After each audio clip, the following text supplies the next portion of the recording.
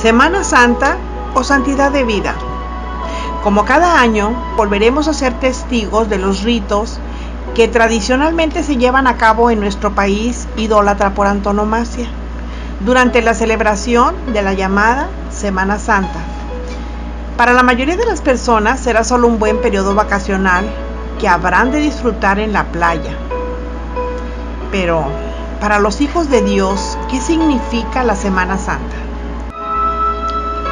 Lucas 22, 47 y 48. Mientras él aún hablaba, se presentó una turba, y el que se llamaba Judas, uno de los 12, iba al frente de ellos y se acercó hasta Jesús para besarle. Entonces Jesús le dijo: Judas, ¿con un beso entregas al Hijo del Hombre? Díganme si no es cierto que en esta época mucha gente se prepara.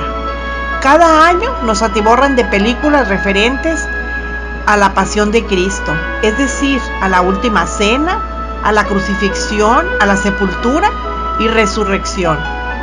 Y en algunos lugares hay quienes religiosamente, y digo religiosamente porque solo en esta fecha se acuerdan que tienen que ir a la iglesia y van siguiendo la tradición familiar. Obviamente habrá quienes de manera sincera asistan, no hay duda, pero la gran mayoría son personas que llevan una doble vida, una vida completa de pecado todo el año, pero que en Semana Santa asistirán a la iglesia o andarán de rodillas y autoflagelándose como un sacrificio ofrecido a Dios. Y aparte se exhiben, pero ignoran lo que dice la Escritura en Oseas 6:6. Porque misericordia quiero y no sacrificio, y conocimiento de Dios más que holocaustos. Ante todos esos preparativos surgen algunas paradojas que es bueno resaltar acerca de la Semana Santa. Es la época de mayor índice de accidentes automovilísticos. También es la época de muerte por diversas razones: congestiones alcohólicas, choques, volcaduras, por muchas cosas, por muchas razones. Es la época del año en que más se llenan los balnearios públicos, las albercas, la playa, los ríos. Es la época en que más se venden bebidas alcohólicas. Frente a estas realidades también surgen preguntas. ¿La gente entenderá realmente lo que significa la Semana Santa? ¿Será esta celebración religiosa solo una excusa para vacacionar y divertirse? ¿Qué tendría que significar la Semana Santa? Bueno, número 1, época de limpieza espiritual. Es una época de limpieza espiritual. Lucas 19, 45 y 46. Y entrando en el templo, Jesús comenzó a echar fuera a todos los que vendían y compraban en él, diciéndoles: escrito está, mi casa es casa de oración, mas vosotros la habéis hecho cueva de ladrones. ¿Cómo caería bien que el Señor viniera y viera todo lo que se hace en las congregaciones ahora, para que vea cómo se están convirtiendo, se han convertido en una verdadera cueva de ladrones, que falta hace una limpieza espiritual? También es una época de darle lo mejor al Señor. Mateo 26, del 6 al 7 dice: estando Jesús en Betania, en casa de Simón el leproso, vino a él una mujer con un vaso de alabastro de perfume de gran precio, y lo derramó sobre la cabeza de él, estando sentado a la mesa. Tenemos ese ejemplo grandísimo de esa mujer que fue y enjuga los pies de Jesús con el perfume de alabastro de gran precio. Nosotros no podemos darle ni siquiera el 10% de nuestro tiempo al Señor. A veces ni siquiera oramos, no leemos la palabra. A veces nos conformamos con lo que nos dicen el domingo y ni siquiera nos sometemos lo que nos han dicho a la Escritura para ver si es verdad o no lo que nos dice. Es una época de someternos a su voluntad, y Jesús nos dejó el ejemplo en Mateo 26, 39. Yendo un poco adelante, se postró sobre su rostro orando y diciendo: Padre mío, si es posible, pase de mí esta copa, pero no sea como yo quiero, sino como tú. Ese grandísimo ejemplo de que sí se puede, nos lo dejó Jesucristo. Número 4. Época de revisar nuestra fidelidad a Dios. Mateo 26, 14 y 16. Entonces uno de los 12, que se llamaba Judas Iscariote, fue a los principales sacerdotes y les dijo: ¿qué me quieres dar? Y yo os lo entregaré. Y ellos le asignaron 30 piezas de plata. Y desde entonces buscaba oportunidad para entregarme. O sea, ese es un ejemplo que nosotros no debemos de seguir. Nosotros debemos de serle fieles al Señor. No importa cuántos Judas traten de entregarnos en manos de las autoridades, que por cierto pues ya han tratado de hacerlo muchas veces, pero el Señor está con nosotros. También Mateo 26:34, Jesús le dijo: de cierto te digo que esta noche, antes que cante el gallo, me negarás 3 veces. Allí Pedro, a pesar de que había sido nombrado como el pastor de las ovejas de la casa de Israel, falló al Señor. Le fue infiel por un momento debido a las circunstancias. Por supuesto que luego se arrepintió, pero esa también fue una enseñanza que el Señor nos dejó para que nosotros aprendiéramos. Una época de servicio. Lucas 22, 24 al 26. Hubo también entre ellos una disputa sobre quién de ellos sería el mayor. Pero él les dijo: los reyes de las naciones se enseñorean de ellas, y los que sobre ellas tienen autoridad son llamados bienhechores. Mas no hacia ustedes, sino sea el mayor entre ustedes como el más joven, y el que dirige como el que sirve. Más claro ni el agua. El Señor nos ha llamado a servir. Por eso nosotros nos llamamos siervos. Nosotros no somos líderes, no somos líderes de nada ni de nadie. Nosotros somos siervos, somos obreros en la viña del Señor. También es una época de vigilancia espiritual. Ya vimos la limpieza espiritual, ahora de vigilancia espiritual. Eso está en Lucas 22:30. Para que comáis y bebáis a mi mesa en mi reino y os sentéis en trono, juzgando a las 12 tribus de Israel. Es Jesús hablando de la grandeza de la vigilancia espiritual. ¿Qué tenemos que hacer? Velad y orad para no caer en tentación y estar preparados para cuando el Señor venga. No nos vaya a encontrar como las vírgenes que no tenían aceite. Nosotros tenemos que estar vigilantes siempre. Ahora, yo me niego a pensar siquiera que todas estas cosas deban limitarse a una semana específica del año. Yo más bien creo que todos nuestros días deberían de ser santos, porque la verdadera realidad es que cada día del año es santo para Dios, y también lo debería de ser para nosotros que nos llamamos su pueblo.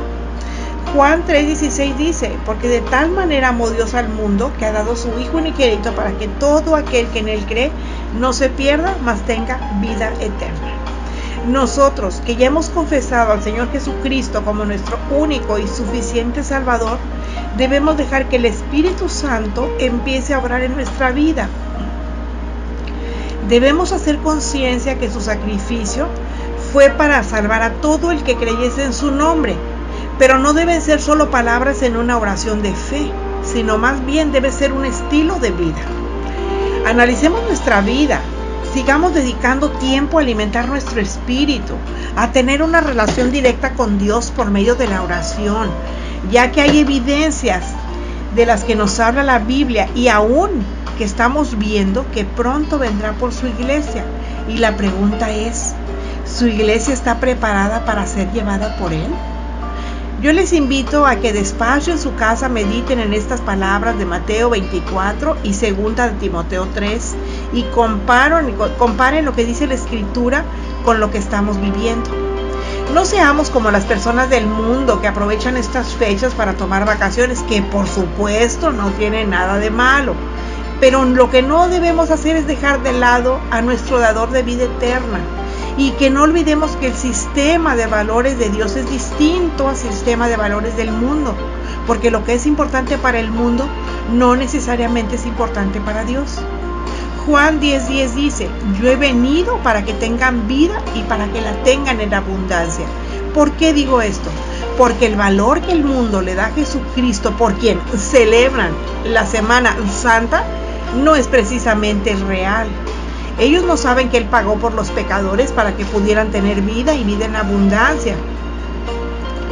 Y se debe a que la iglesia, de la cual formamos parte, hemos descuidado la predicación del Evangelio, porque a eso hemos sido llamados, a hablar de Jesucristo y su sacrificio, que es lo que realmente transforma vidas. 1 Corintios 2:2.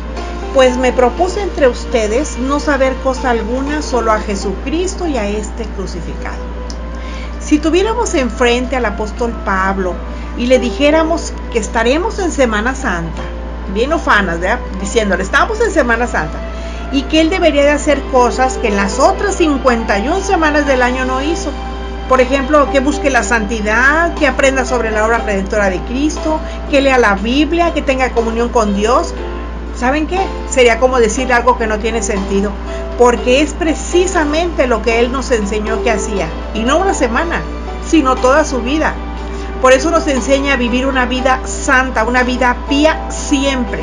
Y nosotros debemos de seguir su ejemplo, porque no estamos escribiendo a gente incrédula. Él no le está escribiendo a gente incrédula. Es un mensaje a la iglesia de Corinto y por ende a nosotros. Primera a los Corintios 1, 23 al 24. Pero nosotros predicamos a Cristo crucificado, para los judíos ciertamente tropezadero y para los gentiles locura, mas para los llamados, así judíos como griegos, Cristo poder de Dios y sabiduría de Dios. Cristo es crucificado, dice el texto.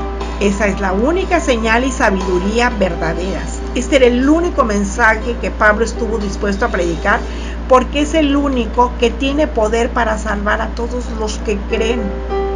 Y esa es en realidad la mayor demostración del poder y sabiduría de Dios. Y si alguien nos pregunta qué es exactamente ese mensaje de Jesucristo y a Él crucificado, ¿qué le diríamos? Bueno, pues es nada más y nada menos que el acto por el cual Jesús ocupa voluntariamente nuestro lugar y se entrega por nosotros en la cruz. Bueno, ¿y por qué lo hizo? Mateo 20, 28.